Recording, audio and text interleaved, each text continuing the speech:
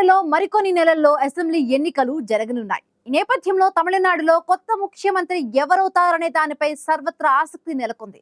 మరొక వైపు తమిళనాడులోని రాజకీయ పార్టీలు కూటముల్లో కొత్త ఆశలు నెలకొంటున్నాయి. తమిళనాడు ఓటర్లను ఆకట్టుకునేందుకు ఇప్పటికే రాజకీయ పార్టీలు విస్తృత ప్రయత్నాలు చేస్తున్న నేపథ్యంలో రానున్న అసెంబ్లీ ఎన్నికల్లో ఏ కూటమికి పట్టం కడతారనే దానిపై ఉత్కంఠ నెలకొంది.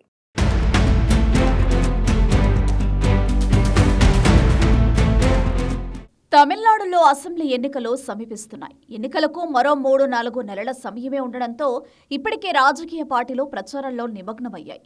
తమిళనాడు ఓటర్లను ఆకట్టుకునేందుకు రాజకీయ పార్టీలు తమదైన వ్యూహాలను అమలు చేస్తున్నాయి. ప్రస్తుతం తమిళనాడులోని అధికార డీఎంకే బలంగానే ఉంది. మరోవైపు డీఎంకేను ఎదుర్కొనేందుకు బలమైన కూటమి ఏర్పాటుకు ప్రతిపక్షాలు పావులు కదుపుతున్నాయి. ఈ నేపథ్యంలో తమిళనాడులో ఏ ప్రభుత్వం వస్తుందో, ముఖ్యమంత్రి ఎవరవుతారోనని రాష్ట్ర ప్రజలు ఆసక్తిగా ఎదురుచూస్తున్నారు. వీటన్నింటికీ త్వరలో జరిగే అసెంబ్లీ ఎన్నికలతో సమాధానం దొరకనుంది. తమిళనాడులో ముఖ్యమంత్రి అభ్యర్థుల విషయానికి వస్తే డీఎంకే కూటమి తరపున ఎంకే స్టాలిన్, ఎన్డీఏ కూటమి తరపున ఎడప్పాడి పళనిస్వామి, టీవీకే తరపున విజయ్ ఉన్నారు. అయితే వీరిలో తమిళనాడు ఓటర్ల మద్దతు ఎవరికి దక్కుతుందనేది ఆసక్తికరంగా మారింది. అన్నా డీఎంకేలోని కీలక నేత సెంగొట్టయాన్ తాజాగా టీవీకేలో చేరడంతో అన్నా డీఎంకేలో చీలికలు ఖాయమన్న సంకేతాల్ని ఇచ్చారు. ఎన్డీఏలో ఇది వరకు ఉన్న మాజీ ముఖ్యమంత్రి ఓపీఎస్, ఏఎంఎంకే అధినేత టీటీవీ దినకరన్, వారి అనుచర వర్గాలు సైతం టీవీకేలోకి వచ్చేందుకు సిద్ధంగా ఉన్నాయని ప్రకటించడంతో ఎన్డీఏ బీటలు వారుతుందని హెచ్చరిస్తున్నారు. ఇదే జరిగితే ఈ నేతలకు ఓటు బ్యాంకు ఉన్న తేని, మదురై, శివగంగై, రామనాథపురంతో పాటు కావేరీ డెల్టా ప్రాంతంలో టీవీకే ప్రభావం చూపే అవకాశం కనిపిస్తోంది.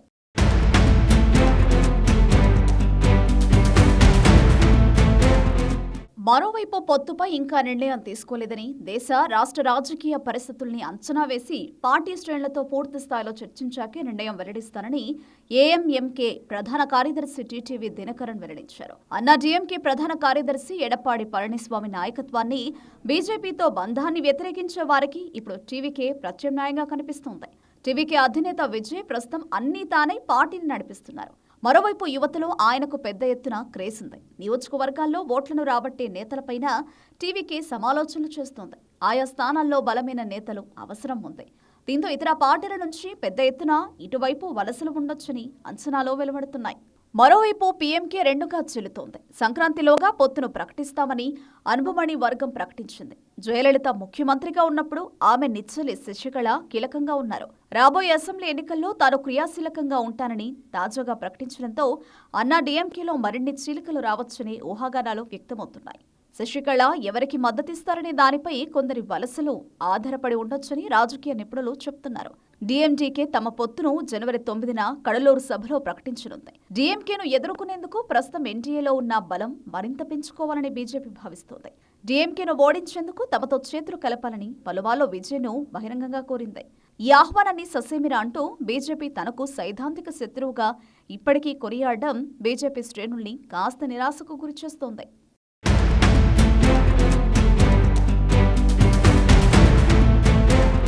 టీవీకే చీఫ్ విజయ్ వేరే కూటమిగా పోటీ చేస్తే డీఎంకే వ్యతిరేక ఓట్లు చీలే అవకాశం ఉందని బీజేపీ శ్రేణులు భావిస్తున్నట్లు తెలుస్తోంది. దీంతో తాజాగా తమిళనాడులో పర్యటించిన బీజేపీ తరపున తమిళనాడు ఎన్నికల ఇన్ఛార్జ్ పీయూష్ గోయల్ సైతం అన్నా డీఎంకేనే ఎక్కువ స్థానాల్లో పోటీకి నిలిపేందుకు అంగీకరించారు. పొత్తులపై కీలక భేటీకి మరోసారి తమిళనాడులో పర్యటించనున్నారు. డీఎంకే తన కూటమి పార్టీలతో బలీయంగా ఉన్నట్లు పేర్కొంటోంది. 5 ఏళ్లలో ప్రజాకర్షక పథకాలు, చేసిన అభివృద్ధి తమకు పెద్ద బలంగా డీఎంకే భావిస్తోంది. ప్రజల్లో ఎక్కడా వ్యతిరేకత లేదని డీఎంకే అనుకుంటోంది. 2024 లోక్సభ ఎన్నికల్లో అన్ని స్థానాల్ని దక్కించుకోవడంతో డీఎంకే మరింత ధీమాగా ఉంది. 2019 నుంచి తమ కూటమిలో ఎలాంటి భేదాభిప్రాయాలు లేకపోవడం విజయానికి తొలి అడుగుగా భావిస్తోంది డీఎంకే. తమిళనాడులో మొత్తం 234 అసెంబ్లీ నియోజకవర్గాలుండగా గత ఎన్నికల్లో డీఎంకే 133 స్థానాలను కైవసం చేసుకుంది. ఇక అన్నా డీఎంకే 66 సీట్లను గెలుచుకోగా ప్రస్తుతం ఆ పార్టీ వద్ద 63 సభ్యులున్నారు. కాంగ్రెస్ 18 సీట్లను గెలుచుకోగా ప్రస్తుతం 17 మంది ఉన్నారు.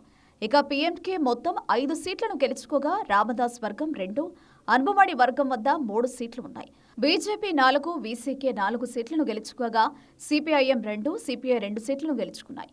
అయితే అప్పటికీ ఇప్పటికీ తమిళనాడు రాజకీయాల్లో కీలక పరిణామాలు చోటు చేసుకున్నాయి.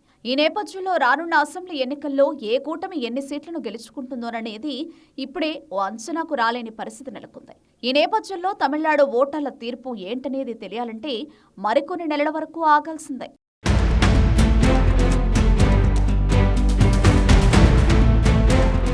తమిళనాడులో అధికారంలోకి వచ్చేందుకు అధికార డిఎంకే విపక్షాలు తమదైన వ్యూహాలతో ముందుకు సాగుతున్నాయి. ఇప్పటికే ఎన్నికల ప్రచారాన్ని మొదలుపెట్టిన పలు రాజకీయ పార్టీలు ఓటర్లను ఆకట్టుకునేందుకు సర్వశక్తులు ఒడ్డుతూ ఉన్నాయి.